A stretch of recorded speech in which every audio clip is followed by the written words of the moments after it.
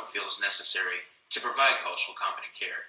And again, there's no right or wrong answer for this, again, just to raise some awareness and some issues to how to provide better cultural care. Individuals tend to score higher on awareness and sensitivity than behavior, and sometimes behaviors do not reflect perceived levels of cultural competence. So do you think yours do?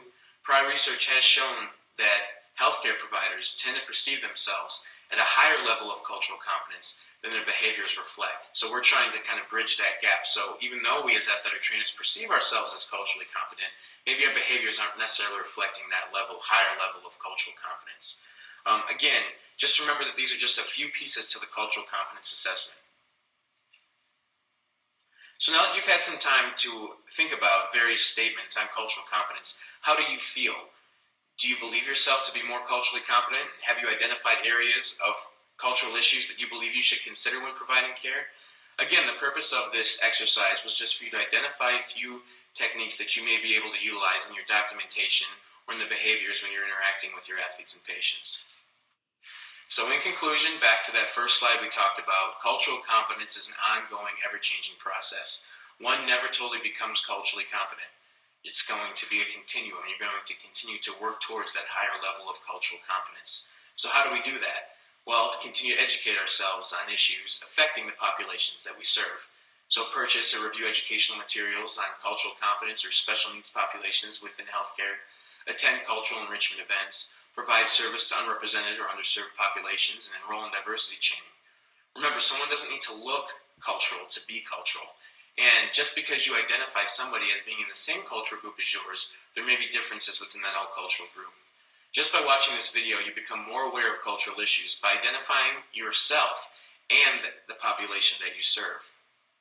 So in conclusion, when healthcare practitioners possess more knowledge and respond with sensitivity to cultural issues, optimal outcomes are achieved.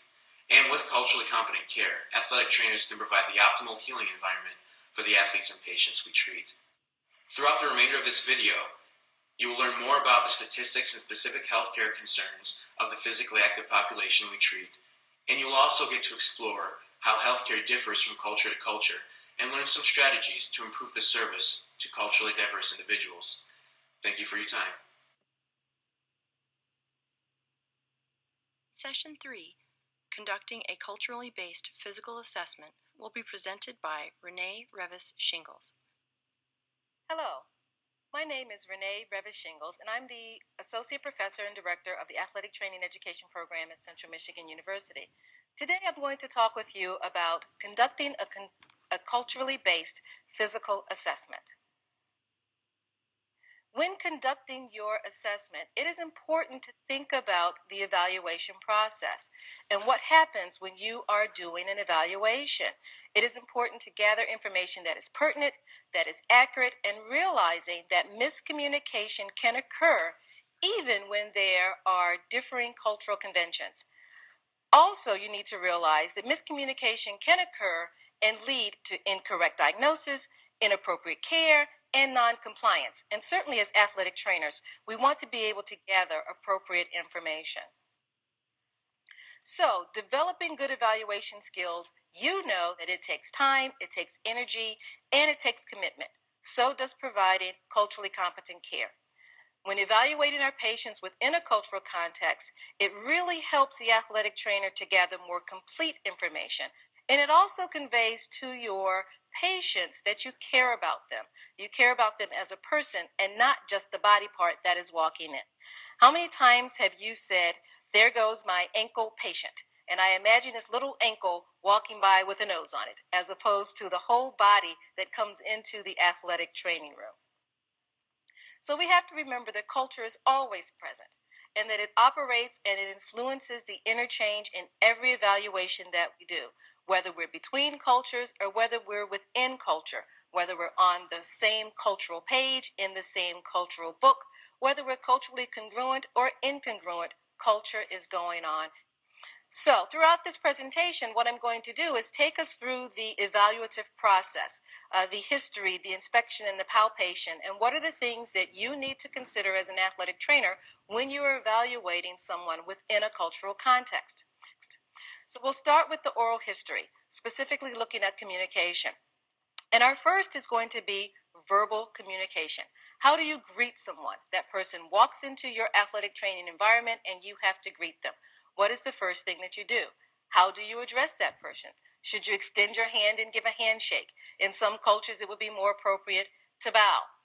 How do you address them? Formally or informally? Do you address them as Mr. or Ms. or Mrs.? Or do you address them by their first name? For example, in African American culture, it is more appropriate to address someone by their title. But when in doubt, ask the patient how would they like to be addressed so that you don't offend someone. Learn to pronounce names properly. It's real important to understand individuals and to be able to speak their names. Where I grew up in the South and on the East Coast, I was not real familiar with Eastern European last names. It wasn't until I moved to the Midwest that I became real familiar with ethnic white names and had to learn to pronounce them properly. And my students would give me a hard time if I didn't pronounce their names, and they helped me tremendously to do so. And I remember a patient coming in once who was from Thailand, whose name was Suttanim. Now, I don't remember to this day how to spell it, but nonetheless, I did put it phonetically in the chart so that I pronounce his name properly when he came in to see me, and therefore help him to feel comfortable in the environment. So learning to pronounce names is appropriate. Find out about your patient's degree of English proficiency and fluency, and this is both in speaking the language, in reading, and in writing. Some individuals speak English as a second language. They may be bilingual, or they may not speak English at all, depending upon their degree of fluency. So it's important for you to have that understanding. Speaking is just one way, but if your forms are written in English, and I would presume that they are, then does that individual read English well enough to understand the forms that you're giving them? It may be important to translate into a document that they would be able to read. Certainly be careful as you're translating documents that you have someone who is proficient in doing so. You don't want to translate something inappropriately for the individual. The other issue with translating information into written format is the proficiency of that individual to speak their native language and to read their native language. So the level of proficiency of what you're writing is important, or what you're translating is just as important as what you're writing in English. There are several nonverbal communication issues that you may come across that you have to deal with.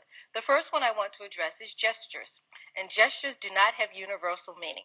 For example, when we think about beckoning someone towards us, often in American culture, we will do it with the individual finger and beckon the person, or you might use your entire hand to tell them to come here. Well, I certainly learned the hard way that that can be offensive. My sister-in-law happens to be from the Philippines, and in Filipino culture, beckoning someone with the palm up is akin to putting up the middle finger and cursing someone out. So when my little niece came to me and I said, "Come here," and I did not realize why my sister-in-law had the strange look on her face that she did, because I was basically cursing out my little niece. In Filipino culture, to beckon someone towards you is done with the palm down, as you beckon someone in the manner in which I am currently demonstrating. Other gestures that we need to think about is pointing. In many cultures, pointing with the first finger is considered offensive, and people might point with the thumb, or they might use the entire hand, or pass something to you with the hands together.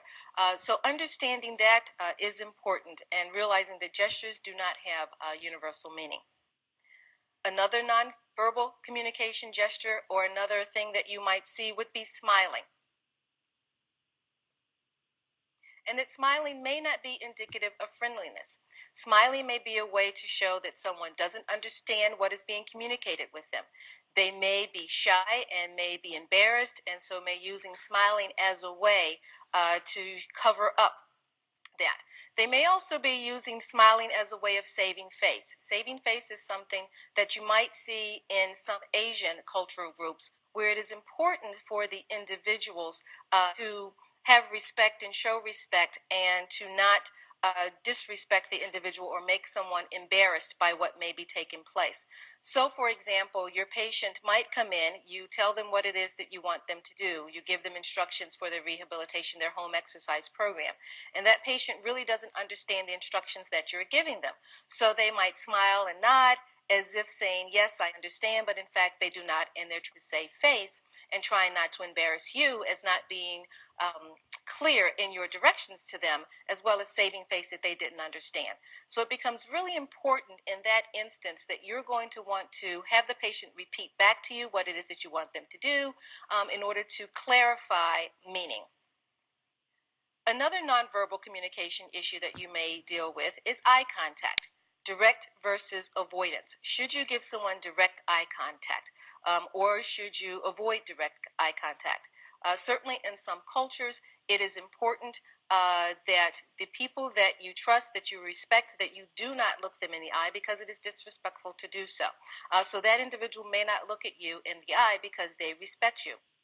I would take the lead of the patient on whether or not I should be looking them in the eye or whether or not I should not. If you're looking that person in the eye as if to say, look at me right here, and they're looking away from you and they're feeling very uncomfortable, then take a cue from your patient that you shouldn't continue to stare at them directly in the eye.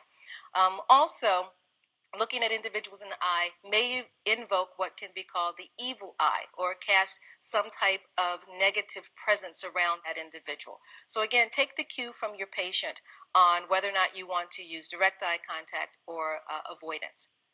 Silence. Being silent. It's sometimes difficult. We often want to jump in and say something when someone is being silent. But silence could be used as a response time. When one of your patients speaks English as a second language, that individual hear what you're saying in English, need to translate that into their language, for example, Spanish, develop an answer in Spanish, translate the Spanish back to English, and then respond to your question. And the only thing you asked was, what happened? Let alone the rest of the evaluation of how did it happen, what was the mechanism, does it hurt, can you tell me on a scale of 1 to 10 how bad it hurts?